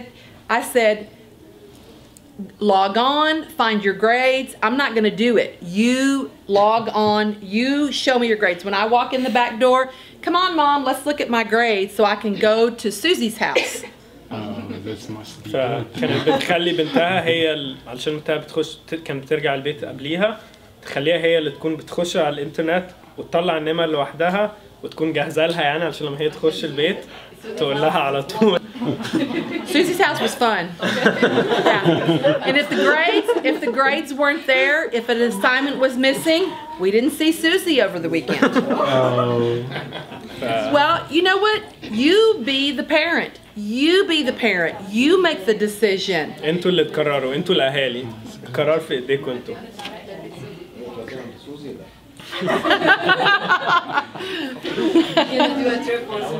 Okay. We have a question. السؤال بتاعي اللي انا عارفه ان المناهج في المدارس كلها واحده. المدرسه بتتقيم ان هي 3 ستار و 4 ستار و 5 ستار على اساس ايه؟ How are schools ranked given that the curriculum is the same? 3 star, 4 star, 5 stars? We don't. There are no rankings? Well, we have, I mean, you can look on at the school website and look at their scores, the end of their scores. You can look at how many kids, they have, the state has a TAPR report, TAPR, and it gives you all the statistics about the school. It tells you how many AP courses, all those kinds of things, and you can look and compare on those reports which schools. But there is ranking for the school. No, there isn't. All over Texas. No, it's just met right now. It's just met standard or didn't. In all of our schools in Cy-Fair, met standard. We are one of the only school districts of the large ones in the state where all of the schools met the standard. فما فيش Not Dallas, not HISD, not San Antonio, not Fort Worth. Cy-Fair, yes. Fort Bend. Nope. They have some schools that didn't meet. That's fine. I'm sorry. It's just that's today's data. في ما فيش تقييم للمدارس يعني دي 3 نجوم 4 نجوم كده، لكن في هل يعني عدت ولا ما عدتش، يعني met standard عدت او didn't meet standard طبقا للمواصفات ولا لا يعني. يعني هي النجوم دي بتتحدد على ما فيش نجوم. يعني عدت او ما عدتش دي بتتقيم على اساس ايه؟ على اساس المدرسه ولا المدرسين ولا الطلاب؟ ما هو كله بقى. فكانت بتقول لك ان في ريبورت لو دخلت على كل مدرسه الويب سايت بيبقى فيه ريبورت اسمه تيبر، وده TAPR وده ريبورت معمول من الولايه بياخد يعني تقييم لحاجات كتيره، مثلا كام واحد عدى في امتحان، مثلا الولايه بتديه لكل الطلاب بتوع الولايه، كام واحد من المدرسه دي عدى الامتحان ده، كام واحد سقط مش عارف ايه كده. فاعتقد تبقى اكتر تقييم للطلاب نفسهم بتوع المدرسه. معظم المدارس التقييم بتاعهم يعني ده اللي انا اعرفه بيبقى حسب نوعيه الطلاب اللي فيها، فعاده نوعيه الطلاب هي اللي بتقرر اذا المدرسه كويسه ولا لا، مش المدرسين. So it depends على الطلاب. ده اللي انا يعني حاسه من ناحيتي الشخصيه يعني، بس ممكن اقول لها. So I was saying about what you said about the TAPR, and I mentioned that in my experience that it's usually the quality of the school is reflected better in the quality of the students themselves rather than the quality of the teachers that are the ones teaching. So I will tell you that in our more affluent schools, students sometimes perform higher. That is not about the school or the teacher. That is about the support outside the school that the parent can afford to bring to bear for their student. ففي المدارس الغنية مش علشان مدرسة غنية، لكن الطلاب اللي فيها جايين من خلفية الأهالي في البيت بتشتغل يعني بتوفر حاجات لأطفالها يعني تساعدها إن هم يكونوا بينجحوا. فده بيبقى عادة يعني أكتر حاجة بتأدي للنجاح بتاع المدرسة، إنها تكون مدرسة فيها ناس كتيرة جاية من خلفية كويسة. مدرسة يعني تكون في حتة كويسة أو الناس اللي ساكنة بالظبط. Did that make sense? Yes. My children, Cypress Ridge, very diverse, very diverse. Both of them, great education, got into Texas A&M. My son got into A&M, UT, U of H, Baylor, all 4. He was in the top 7% of his class, did great at Texas A&M, went to law school, got accepted into 4 law schools. Great school, very diverse, but a great school. عيالها راحوا مدرسة ما كانتش يعني كلها ناس من خلفية واحدة، كانت مدرسة فيها ناس كتيرة من خلفيات كتيرة، لكن الدراسة كانت كويسة قوي، وابنها دخل اتقبل في كذا جامعة وبعدين اتخرج من الجامعة واتقبل في كذا كلية حقوق.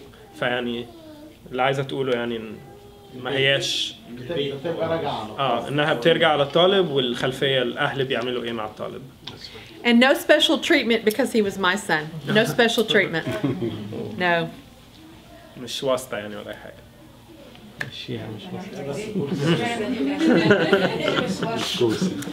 Many times my children would say, "Mom, I don't like that rule. You work at central office. Can you make it different for me?" No, no, no. No, no, no. You have to stick to the rule more than other children because of your mama working at central office. It's true. Absolutely true. كان في كذا مرة يعني ابنها يقول لها انت بتشتغلي في المبنى فممكن تغيري تعملي لي انا يعني بس لا مفيش. أي أسئلة تاني؟ There's a question? Yes. In the lecture last year, you said something about middle school taking credit from high school while they take Edgardo 1 and Spanish. But this doesn't count in their GPA. No. So what is the benefit if to make my son take them in the Middle school. Those first 2 foreign language credits are not offered as honors courses, extra GPA points. So if you take them in high school, they're on level, they're regular courses, not bump extra points in the GPA. So if you have those in high school, they're on level, no bump points, they're on your GPA. In middle school, they don't count in your GPA. So that's an advantage. You have fewer L-level, on-level credits that have lower GPA points on your calculation.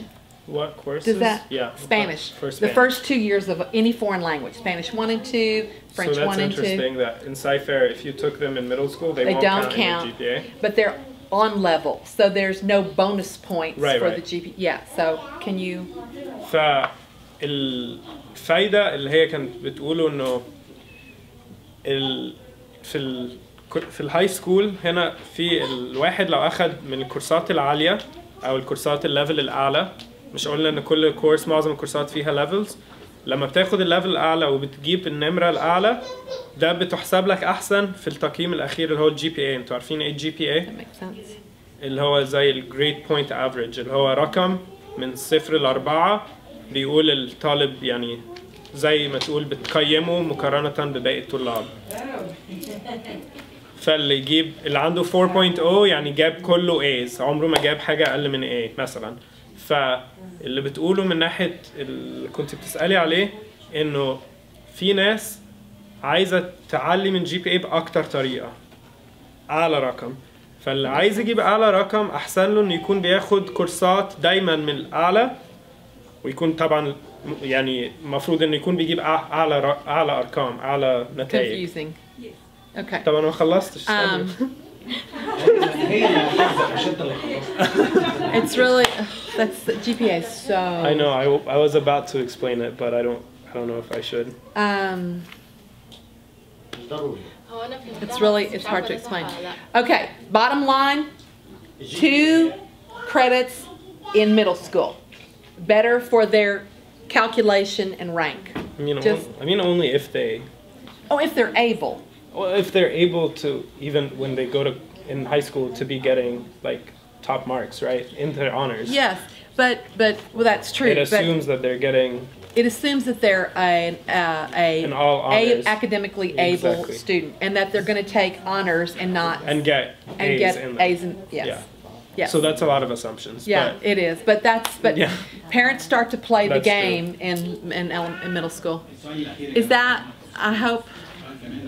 I would give anything to speak your language. Because it would be so helpful. Oh my gosh. انا بس كنت عايز اقول على حته الجي بي اي ديت، انه الجي بي اي احنا بنتكلم اللي كان باهر بيقول عليه اللي هو من 0 ل 4. 4 ده كان واحد جايب 100%، 0 كان واحد جايب 0%. اي حاجه بين الاثنين ده اللي هو من 0 ل 100%. الجي بي اي ده هو ده الحاجه الاساسيه اللي بتوجه للجامعه. لما يجي واحد يخش الجامعه اهم حاجه بيبصوا عليها هو الجي بي اي، زي بالظبط الدرجه بتاع ثانويه عامه في مصر اللي بتحدد التنسيق اللي يخش جامعه ايه. فالجي بي اي لو عالي ده بيخش جامعه كويسه، مضمون انه يدخل جامعه كويسه. لو جي بي اي وحش يبقى مش هيعرف يدخل جامعه كويسه. في حته الجي بي اي مع الكلاسز العاليه اللي هي المتقدمه، لما واحد بيخش ادفانسد كلاس اللي هو الهورايزون او الادفانسد او سميه زي ما تسميه اللي هو المستوى العالي دوت، لو جاب فيه A بياخد نسبه اعلى من لو هو كان في الكلاس العادي وجاب A. يعني لو هو في كلاس عادي وجاب A ممكن ياخد مثلا 5 درجات. لو هو في المستوى الاعلى وجاب A هياخد 7 درجات، فيبقى ده بيعلي له قوي الجي بي اي بتاعه. لكن العكس مش صحيح، بمعنى لو جاب بي وهو في مستوى عالي، لو هو في المستوى العالي وجاب بي، فممكن البي بتاعته المستوى العالي ده تبقى 5، اللي هي تساوي لو هو جاب ايه في المستوى العادي. فلازم يبقى كل واحد وهو بيخش المستوى العالي، عشان كده كانت بتقول ان احنا مهم قوي ان احنا كاهالي ان احنا ناخد بالنا من الاولاد، ان احنا ما ندفعهمش ونزقهم غصب عنهم ان هم يروحوا على المستوى العالي، لان ممكن يروح المستوى العالي ويعمل نتائج وحشه فيبقى بيضر نفسه مش بيحسن منه، ممكن يجيب درجات كويس. فناخد بالنا انه المستوى العالي مش لكل الناس، انما لو قدرت ان انا ادخل فيه، وحتى لو انا جبت بي ما جبتش ايه، بس هبقى متساوي للايه في المستوى العادي اكمل فيه. فاربطها بالنقطة اللي كانت بتسأل عليها بالذات، ان الكورسين دول لو تاخدوا في الميدل سكول مش هيحسبوا في الجي بي اي خالص. فليه ده ممكن يكون احسن؟ لانه لو هو ناوي ابنك انه يكون بياخد كورسات دايما متقدمة ويكون بيجيب نمر عالية، يبقى احسن له انه ما يكونش بياخد كورسات عادية تقلل من الجي بي اي بتاعه حتى لو جاب ايس فيهم. فانه يكون خلصهم في ميدل سكول وما تحسبش في الجي بي اي بتاعه، ده هيكون احسن له لو هو ناوي ان هو هيكون بياخد من الكورسات المتقدمه. هل المفروض لو اخذ هو مثلا التو ليفلز دول في الميدل سكول، لما يدخل هاي سكول ياخد بقى ليفل ادفانس في نفس الماده اسبانيش ولا؟ لا، هيكون خلص الاسبانيش، انه خلصهم مش هياخدهم في ثانوي، دي اولا. لكن ثانيا انه لو ناوي انه يكون بياخد، انه يكون عايز يعلي الجي بي اي بتاعه باكتر طريقه، احسن له انه ما يكونش بياخد كورسات. فمثلا انا كنت بعوم في المدرسه، كنت عندي حصه اسمها سباحه، دي كانت رياضه، دي ما فيهاش متقدم او مش متقدم، دي كانت كورس عادي، بس انا بطلتها، شلتها من الجدول بتاعي علشان بوجودها في الجدول بتاعي كان بيقلل الجي بي اي بتاعي رغم اني بجيب A فيها، لكن علشان هي مش كورس اونرز او مش كورس كي ليفل او هورايزن او مش عارف ايه، فكانت بتقلل من الجي بي اي بتاعي. لكن ده فعلشان كده دي الفكره. فلو انا اقدر اخلص الكورسات دي قبل ما اخش ثانوي وما تحسبش في الجي بي اي، ده هيكون احسن. لكن طبعا لو انا ناوي ان انا هبقى باخد كورسات عادي ومش ناوي اخد او في الكورسات حتى العاليه هبقى بجيب بي او كده، يبقى مش فارقه قوي، يبقى خدها في الهاي سكول مش هتفرق. مفهومه؟ بس I didn't do anything. Thank you very much for your time. I enjoy visiting with you. Thank you so much for having me.